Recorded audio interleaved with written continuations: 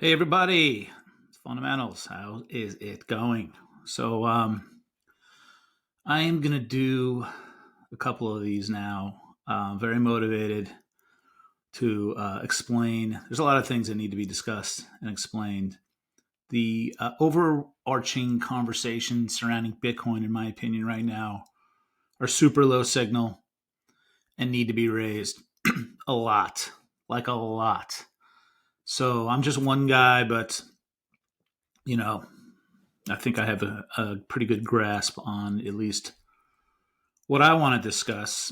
So this episode, I think, is going to be called "The Fundamentals of Plebslop," and that is really just an engagement title, but because I really want to talk mostly about purity tests, and I think that's hard to do without the great innovation of two words called plebslop.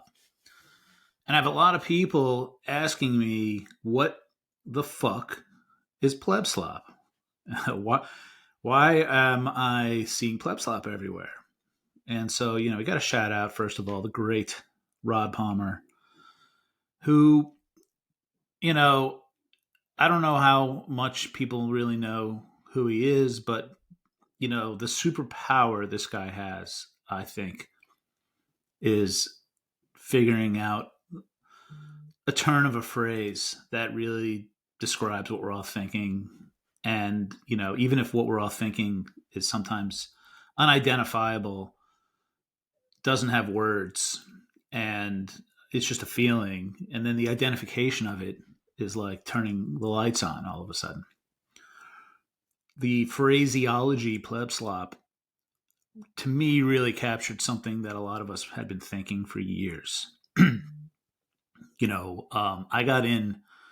really came into the game in 22, and that's like when, my consumption of pleb material was like Cafe Bitcoin, Simply Bitcoin, and I loved it. Not just that, all the books behind me. If I do this, if I put this out in a video, all the books behind me: Bitcoin Standard, Price of Tomorrow, Mises, Rothbard. These were formative. These were extremely formative material for me in 2022. But in the sort of the podcasting game, where it's like, I don't know, a little more narrative and a little less substantial. 22 was a big year for like calling out shitcoiners, and the probably the most well known one was Corey Clipston, who just turned out to be sort of a shitcoin minded guy when it came to his narrative and when it came to the way he ran his company. And you guys already know, if you're listening to this, there's an episode maybe 5 or 6 episodes ago where I said my piece on Swan, Corey, and so you can all go listen to that. I'm not singling him out. I think he was probably, I think he had the biggest platform probably for communicating with people that identify as plebs. And then there was this famous slide that was supposedly out of their IPO deck that said, "We own the plebs," or something like that. And, a lot of people going to meetups at the time started saying, what's going on? Like, what's going on with that company? What's going on with us? We all feel pretty good about Bitcoin, even though we just crashed to 17K. We all still feel really good about it. We're all going to our meetups and we're all chugging along, right? But we're like, well, there's something going on. There's something going on in the conversation, and we don't really know what it is. I started my podcast. Business Cat and I started our podcast, Rock Paper Bitcoin, right? Within a few months of that, and we started talking about it immediately on episode 1. We called it A Pleb's Life, and we were just talking about really what he and I do every day, but we talked a lot about how, like, I don't need the leaders in the community to be plebs. Didn't need that at all. Like, I kind of liked the meme. I was a big fan of the meme pleb. I really liked, coming from a TradFi background, coming from a place where people, needed that humbling. I thought that was very useful. And then I think I just noticed over time that it just got very weak and low signal. This meme called pleb became very weak and low signal, and I started noticing it to become kind of tribal. Now, just as personal background, I never did anything with shitcoins. I never did it. Never paid attention to them. Never cared about them. I probably got caught up in the pleb rhetoric around, stay away and all that stuff. But like, I was away anyway. I just like maybe learned to be really cautious. I don't know. I think there was this demonization of anything related to shitcoiners that went on, particularly after FTX towards the end of 22. And then naturally as the ordinals and the inscriptions started up, it was like, get the fuck off this is my house, get the fuck out of my house. Like, you guys are trying to fuck my house up. Right. And clearly there were people that were doing that. Right. But I just wanted to give background that, like, I'm someone who never shitcoined, never cared about it. Noticed, didn't really like it, didn't really like what I was seeing, but I was just noticing a tribal instinct. And then, you look at people like Corey, who I think is the top of the food chain on this one thing, which is like, I'm going to protect you from shitcoiners, right? I'm going to call them out. And he really, like, I have friends, like good friends, who tell me like they owe like their livelihoods to Corey for getting them out of these shitcoins in time. So like, you have to give him that. But what I saw is this other little sinister little thread running through the community, which is like, we can't have nice things if there's going to be a shitcoiner out there that might enjoy them. Now, I think that has been taken to an extreme in what I guess, for lack of better terminology, I'll call this Knots debate, even though I think it's a fake debate. And I'm not sure I really want to get into that here, right? I just want to say, this is all to say that there is a moment where, like, useful podcast rhetoric turned into something we have identified as plebslop. And I got to give it to Rod for coming up with the words, because we were calling it all kinds of things before and they just weren't landing. Low signal bullshit, engagement farming. These things were just not exact enough, because I'm sure everyone listening to this just knows the second they heard plebslop, the lights came on, right? It was like, oh my God, that's it. That's the thing. And these, words are really important. We went through like the dumbest period that many of us can remember during a time where like people weren't allowed to use the word retard. Now, everyone uses it now and it really pretty much has lost its meaning. But the reality is, not being able to say it opened the door for people to take advantage of our fucking stupidity. And you couldn't in an economy of words, like one word, just dismiss the whole thing. That's just an example of like the power of that word. The power of that word just saves us all a lot of time. You can just dismiss a lot of stuff as retarded. Well, you can dismiss a lot of things now as plebslop, and it's important to do so, but it's actually not that hard to do so. See, once the word was created, everybody now knows. Everybody hears it. Everybody knows what it is. You kind of know it when you see it. And plebslop is like the kind of the substrate of all of the problems I want to talk about. So the problem I really want to talk about today is the problem of purity testing. And so I find this purity testing thing to be, one of the biggest and most consistent problems I see in the Bitcoin space. And again, by way of background, I absolutely hate purity tests, and I'm going to say something no one's going to like, which is I am above them. So I make myself intentionally above purity test. Now, you might ask, who the fuck are you to be above my purity test? Fuck you. You're not above my purity test. And I'll say you're free.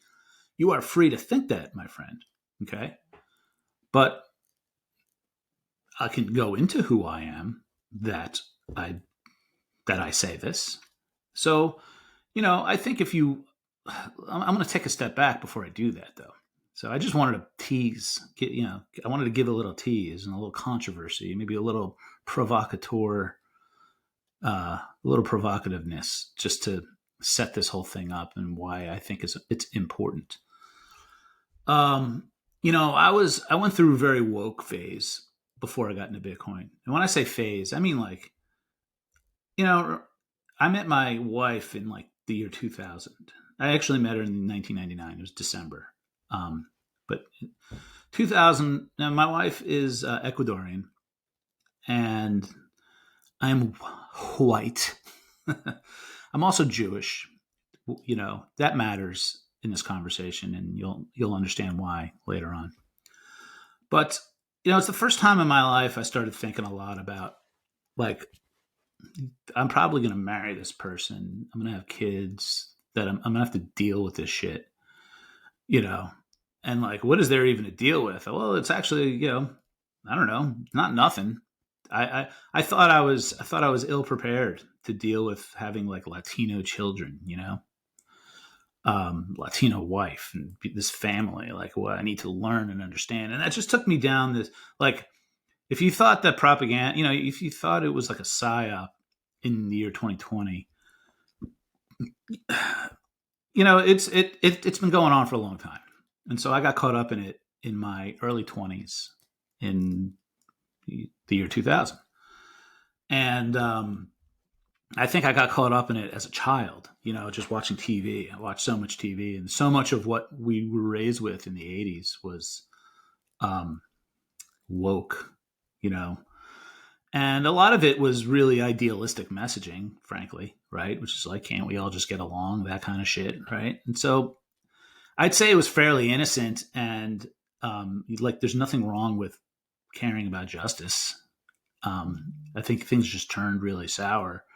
Well, the reason I'm talking about it at this moment is that the whole woke game is nothing more than a gigantic purity test tournament. And I think that's what a lot of things socially in our life is.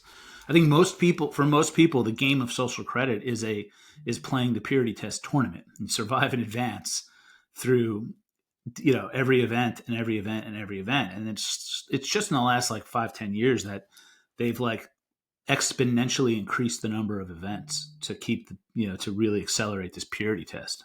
Right. I failed the purity test. I was in this game for decades. I was a leader. When I say I was a leader, I want people here to know there are more people in the world today that know me as a woke leader than that know me as a Bitcoiner, despite the fact that I've written this book, I talk about it, I have my podcast. There are still way more people who remember me and know me as that woke asshole than what you see me as. I was really good at this purity testing game. I wasn't trying to be good. I just really felt, I was very anchored to something pure in my soul about it. And I think a lot of people in the Bitcoin game would say that about themselves. And I would agree. I think most people who get caught up in purity testing do so because they're idealists. They have a very pure view of what they are trying to do. But mostly they lack the maturity to understand that the world just doesn't work this way. Okay. So I think those three things are big ingredients of this purity test economy. I'm 15 years into my woke journey, and it's all very, very pure. And then I come to find out I failed the biggest purity test of them all. And it happened on the day I was born. You cannot be white and have any relevance in that game. And I didn't know that until I, really was reaching for levels of leadership that now came up as, unacceptable. If you're white and you're in the woke game, it's like, dude, just give me some fucking money and go away. I don't need you. We don't need you to be a champion and ally. And I was like, wow, that's pretty wild. But I am pure enough to be above that. And so I just kept churning on. The thing that really got me the thing that snapped me out of that game was a purity test on my part, which was the vaccine. And that community never saw it as an injustice. And I said, wow, this whole movement is fake and bullshit. And I moved on. Or you might say I committed the worst purity test. I committed the worst sin there was by basically saying, you know what? You guys are all LARPs and losers. And I would rather be with fucking racists than you fucking people. So, ultimately that failing that purity test gave me a lot of personal empowerment. Like I didn't have the empowerment to leave that, to see that movement for what it was when I was caught up in the purity of it. When I was younger and immature. And so that this is the experience I bring to this space now. And, got to pause for a second. Sorry. Okay. So now, this issue of purity testing is a totally unacceptable, rubric for existing in the Bitcoin space. And in my opinion, Bitcoin is way too important and I'm not going to accept it. So I'm here to tell everybody, I'm not playing your fucking purity tests. I'm not even acknowledging them. And I'll fail them on purpose just to test who is worth spending time with. So, first of all, you go into these social systems thinking you're passing all this purity tests, and then you come to find out that you failed by birth, and it was never intended. So I make it a point to let people know in the Bitcoin space that I'm Jewish up front. Because I already know it's a fail of a purity test. I already know that. Nobody's telling me.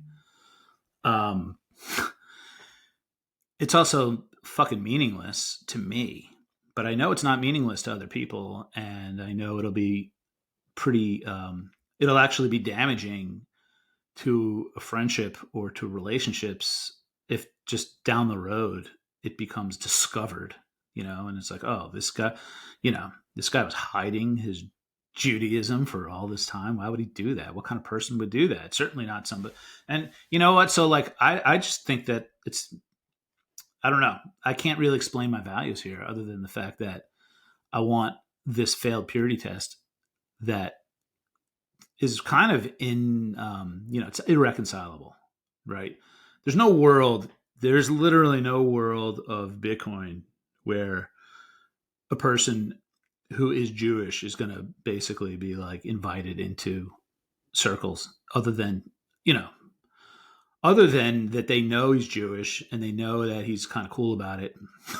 And because nobody fucking understands that, I'm not here. I will have a Fundamentals of Judaism episode at some point in time. I'm just saying all this to say that it's a fact that it's already a fail of a purity test. And, that's it. It is what it is. So let's start the game with that handicap. And I like it because then that really makes me understand the bar. Okay. I think a lot of people in Bitcoin don't understand what the bar is. I don't mean the bar that gives lawyers their credentials. Okay. This is I'm not being comedy shticky or, Jewish here, but my brain is screaming at me right now. You just went and talked about being Jewish and now you're talking about lawyers and credentials. It's not what this is. And I'm not here trying to be funny. So it's just, let's get this. People don't understand that the bar is very high have signal in the Bitcoin space. And really, it's not just high. It's there's a difficulty adjustment that's raising it all the time, and that's like the kind of thing that made signal from 4 years ago today's plebslop, and why it's important to recognize it. If you're somebody who understands the bar and understands the difficulty adjustment, and you're committed to putting out signal at all times, then this doesn't offend you. This doesn't offend you at all. In fact, you might not understand why, you just might not understand why the same things that worked 4 years ago just don't work now. You might not understand that, but you do have to understand that the bar goes up every day. In fact, the bar goes up every conversation. Part of the reason I don't do these solo rips too often is I don't always believe I can clear that bar, and I never want to put an episode out unless I can.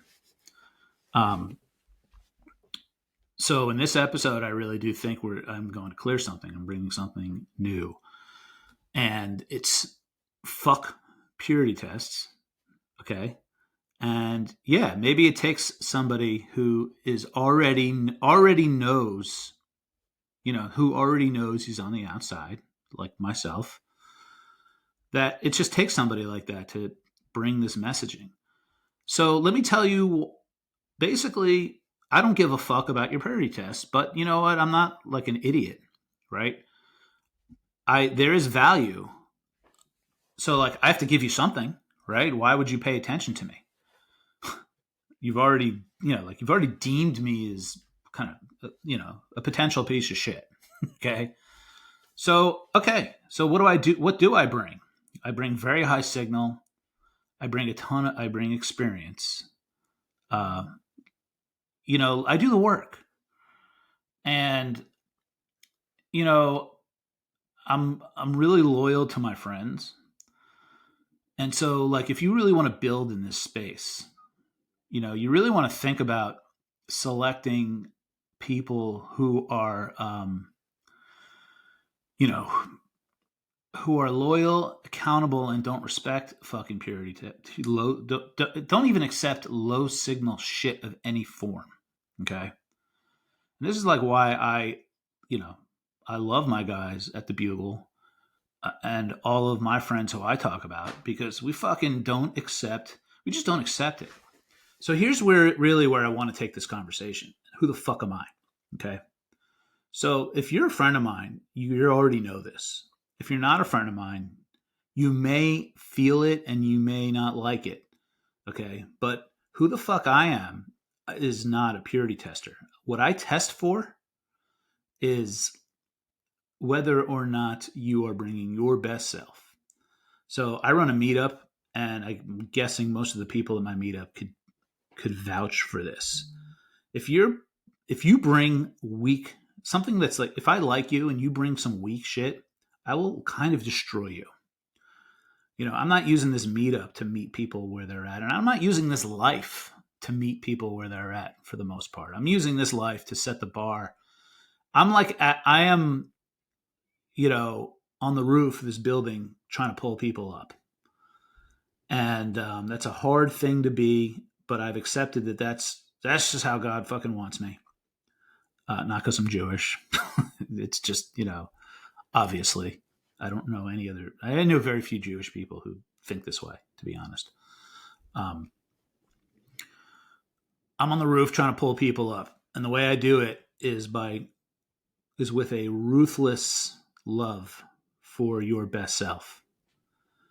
So and one day I need Rod to think of a word for this so that it really resonates. But what I provide is a absolute ruthless love for your best self, which means a total, complete rejection of anything else. And people who know me know this.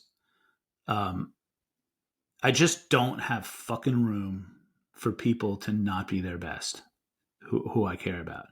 So like making excuses. One of my favorite ones is like at my meetup, somebody who told me they'd be there. They don't expect me to give them shit for not coming. I don't care. I don't care if you come or if you don't. I want you to come. But what I really want you to do is keep your word if you say you're coming. And then every once, somebody will come. So say they come, they won't, and I'll follow up. It's like, hey, you said you were going to come. What happened? And they'll say something to me like, "Oh man, sorry, I was caught up at work. I was just orange pilling a bunch of people." Like they think that the purity test line is a substitute for the thing I care about, which is accountability. Um, and I'm not doing this to shame them or anything like that. Everybody knows what I'm talking. Everybody who's experienced that for me knows exactly what I'm talking about. The purity test people don't understand accountability, because if they did, right, they wouldn't walk around. They would be successful. So that's like basically the best way I could say it. The purity test people fail over and over and over again. These are the wokes. These are the fucking Marxists. These are people who think politics matter. These are the people who play politics at work. Okay. Right. Did you ever notice that the people who are really successful at your job are the ones that, like, you're like, wait a second, I didn't know those guys were fucking friends. What the fuck? I thought that guy hated that other guy. It's the people that can get over it and have their eye on the prize, which is the way to do that is by ruthless accountability to your best self.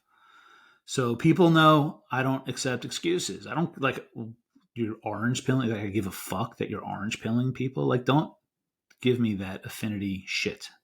Right? Just say, I gave my word. I didn't keep it, and I promise to not do that again. Simple as that. No purity test required. Nothing moral about this. And here's the other thing: the purity testers love to moralize shit. It is so important to me that people don't moralize anything in Bitcoin. Bitcoin, I'm sorry for anyone who gets offended by this, but it's not moral. It's not moral, and you're not moral for participating in it. You are not. It is not, and you are not. Bitcoin is no more moral than the concrete that holds up a bridge. What the concrete to hold up a bridge needs is not fucking morality. It needs actual strength. It needs to conform to the laws of physics. Physics doesn't give a shit about morality. Same way cryptography doesn't care about morality. Cryptography cares, do you know the secret, or can I generate enough power to brute force it? There is literally nothing moral about this. Now, does it help? Does it help to have friends, to share moral values? Yes, but people get very carried away, and I think people are really bad at moral framing in general. And they'll think the less you do it, the better. So I don't even moralize keeping your word. I don't moralize a lot of this stuff. In fact, interpersonal relationships tend not to be moral for me. They tend to be, are we helping each other? Are we better off with each other in each other's lives? Are we better off cooperating with each other? And to what extent are we better off? And to what extent should we, to what extent do I really want you to know how loyal I will be to you? Right? Like, and I might love somebody and not be able to work with them. There's a lot of people I love and I can't work with you. And there's people like I don't really like very much, but we share the same values for winning, and we can cooperate. I mean, this isn't a new conversation. Okay. This is all to say this purity test bullshit is bullshit. And it's time to fuck it, ignore people who fucking do it, and get it out of this fucking Bitcoin space. And in order to do that, again, like plebslop, consuming plebslop is like consuming plebslop and thinking you're going to overcome the need to do purity tests is like, jerking off every day and thinking you're going to like make an intimate connection with your wife or your girlfriend. Like, it's preposterous, right? So you have to do the work. So giving up the purity test means giving up the plebslop, and all of it means being willing to be held accountable by the people who want to do so. And being willing to hold others accountable. So in this world, we don't want to do it, right? We don't want to hold each other accountable because we don't want to be held accountable, right? People in glass houses don't throw stones. So if your shit isn't up to fucking par, what you do is you surround yourself with people who agree tacitly never to call each other out on anything. And you just run around and circle jerk each other. And then you start imposing purity tests on who gets to be in your little group. And the number one purity test is actually not holding you accountable. And that's something that everybody listening to this probably should think about. The number one purity test that you probably have that you don't know you have is with other people is whether or not they're actually going to hold you accountable. They have to be willing to essentially agree non-verbally to never really hold you accountable for shit. Just a personal side, man. Like when my podcast partner at Rock Paper Bitcoin decided, he had another child and decided we went to go to every other week instead of every week. Fucking Rod Palmer is in my ear telling me that my signal just got cut in half and what am I going to do about it? Okay. This is what I'm talking about. No fucking plebslop, dude. This is like having your friends hold you accountable for who you say you are. Okay. If you're in a purity test community, it's just, just like, oh, plebslop, you can be anything you want. You don't have to podcast every week. You can podcast every other week and it'll be the same. You can just do things or you could just not do things. And, you need people focused on winning and that are going to hold you accountable. Eliminate the fucking plebslop. Stop the purity tests. This has been the Fundamentals of Plebslop, Episode 1, Purity Tests.